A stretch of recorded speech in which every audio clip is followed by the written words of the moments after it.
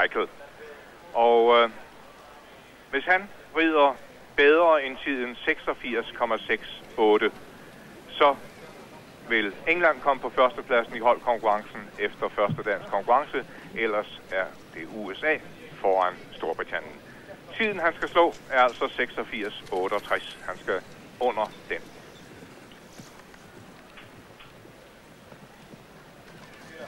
Ui! Og det kommer han bestemt ikke.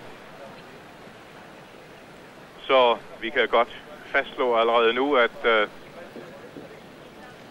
USA fører i holdkonkurrencen efter første dagen, men vi skal selvfølgelig have Whittaker færdig. Nu skal forhindringen bygges op, og uret er stoppet naturligvis, mens forhindringen bygges op.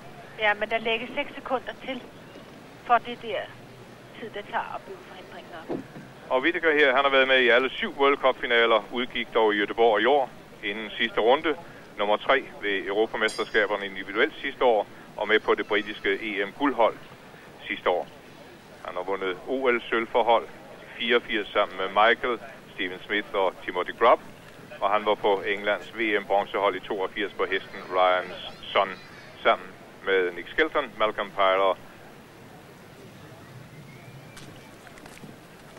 Men som vi sagde tidligere, at nerver har ofte spillet John Whittaker et pus, og det gør det altså også åbenbart her i dag. Ja, der var slet ingen grund til at stoppe på den forhindring. Det er en ganske almindelig bommeforhindring. Står godt. God tilredning. God belysning. Der var ingen grund til det.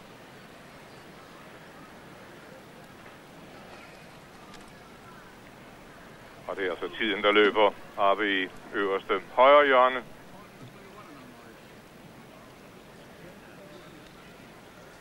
Og nu passerede han de 86,68, som var nødvendige, og han har endnu 2 forhindringer tilbage. Dobbeltspringet og sidste forhindring her.